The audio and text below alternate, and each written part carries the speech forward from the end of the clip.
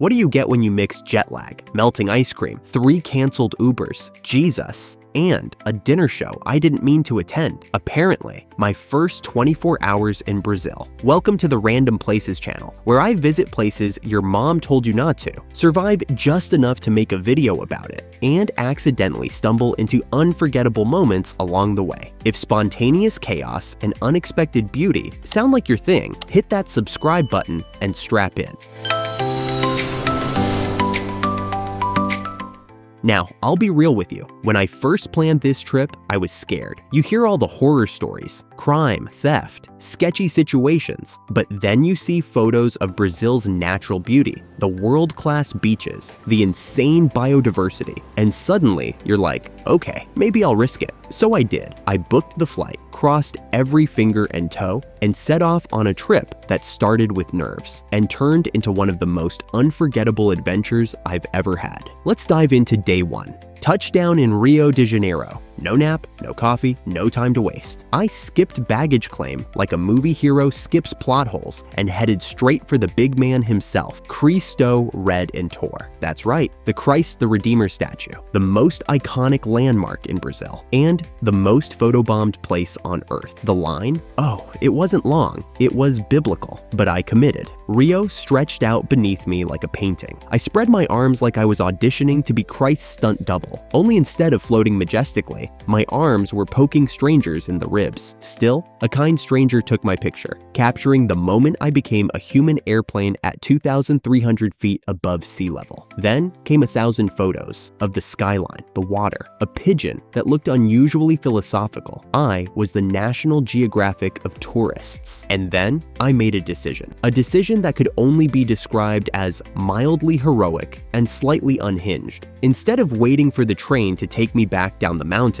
I decided to walk it. Yes, walk. Through a winding, forested path that seemed charming at first, until minute 45, when I started hearing leaves rustle and realized I'd entered the opening credits of a jungle survival documentary. But hey, I made it. Sweaty, proud, and about 15% feral. To reward myself for not being eaten by monkeys, I stopped into a shop and tried acai for the first time. Friends, let me tell you, if purple joy had a flavor, it's that. Brain freeze and happiness in every bite. Then came the Uber games. I ordered a ride, canceled. Ordered another, canceled. A third, canceled. Apparently, Uber drivers treat Christ the Redeemer like it's the Bermuda Triangle. Meanwhile, a guy on a bicycle kept circling me like I was prey, and his bike was a shark. Bike taxi? He asked with a wink. Possibly kidnapping? My brain answered. Hard pass. Finally, a blessed Uber appeared like a celestial being. But just as I reached the car, a group of tourists swarmed me, speaking Portuguese faster than a salsa beat. I had no clue what they were saying, but their faces screamed, "Help us, mysterious traveler," so I let them join the ride. Turns out they couldn't get a signal to call their own Uber. We used a translator app and bonded over mutual confusion. That good karma? It would come back to save me. Stay tuned for day 2, Lost in the Jungle. Back at the hotel, I passed out like a fallen tree, but not for long.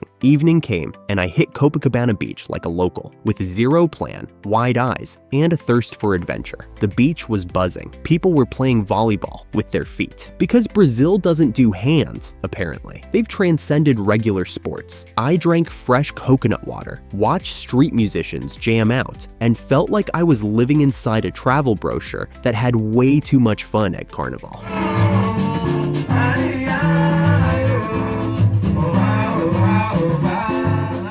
And just when I thought the day was winding down, I stumbled upon the Roxy dinner show. Oh my samba. This unplanned gem was the cherry on my chaos sundae. A full-blown dinner show with sizzling Brazilian dishes, dancers from every region, feathers, drums, fire, and more sequins than a disco ball factory explosion.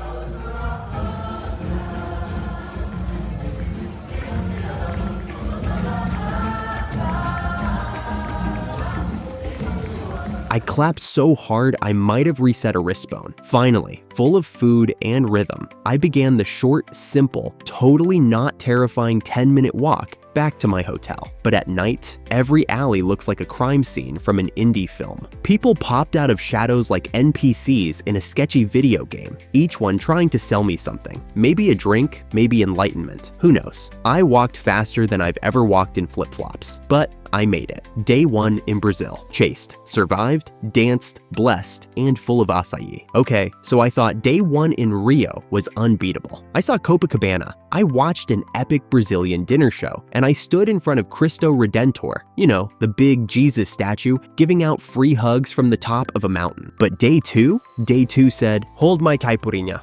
Because I almost ended up spending the night in a jungle, like straight up, zero signal, zero plan, and monkeys judging me from the trees. Let's get into it. I started day 2 super chill. I was still high on the magic of day 1, so I thought I'd ease into the day. I walked along Copacabana Beach, from the middle to the northern edge. Gorgeous views, people surfing, models taking pics like it was Vogue, Brazil. Meanwhile, I was sweating like a boiled pastel because it was hot. Like, where is my portable AC? Hot. I looked like a melting tourist. I was cooked, so obviously my brain goes, let's go to the zoo. Don't ask why. That's just where my heat-fried brain led me. I hit up the biopark, and let me tell you, South American wildlife, next level. I saw capybaras, which are basically giant guinea pigs who run the forest. There was a sloth, just vibing harder than I ever could. And the blue macaw, remember Rio, the movie? That's a real thing. Anyway, it's noon. I've done a beach walk. I've met a capybara. What now? I open up my trusted travel guru, ChatGPT, of course, and he goes, why not check out Tijuca National Forest? Sounds great. Waterfalls, forest air, quick little nature break. ChatGPT forgot to mention I might get stuck there. I hop in an Uber, get dropped off near the waterfall. I'm thinking it's a 5-minute stroll. Ha!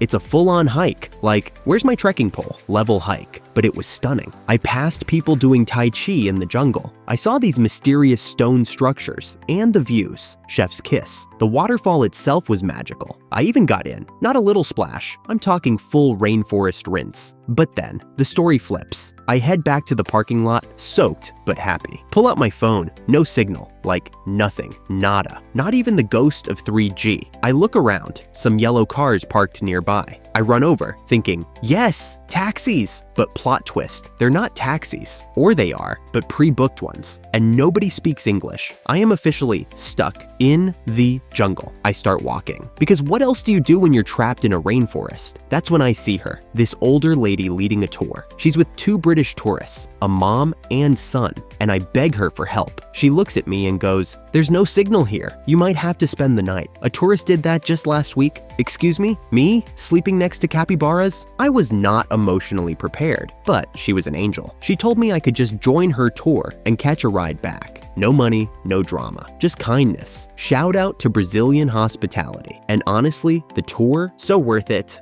She showed us the largest eucalyptus tree, acai palms, and took us to even better viewpoints. Honestly, it turned into the best accidental jungle tour of my life. Then, because the universe was back on my side, her driver even dropped me off at Ipanema Beach, right on time for the sunset. I saw kids playing soccer ping pong. Yes, with a soccer ball. Surfers riding the last waves. And just pure Brazil vibes. To wrap it all up, I hit a Brazilian dinner buffet. I don't even know what half the dishes were, but I tried everything. No regrets. 10 out of 10 would get lost again. So yeah, day 2 went from chill beach walk to potential jungle overnight, but ended with one of the most unforgettable sunsets of my life. Moral of the story?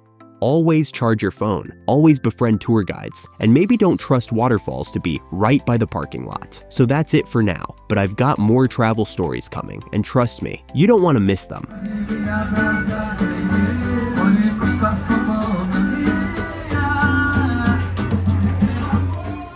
If you enjoyed this video, please be sure to hit the like button, subscribe, and click the notification bell for more like this from Random Places channel every week. Let us know in the comments what random place you would like to see next. Thanks for watching. Be sure to check out this great video too.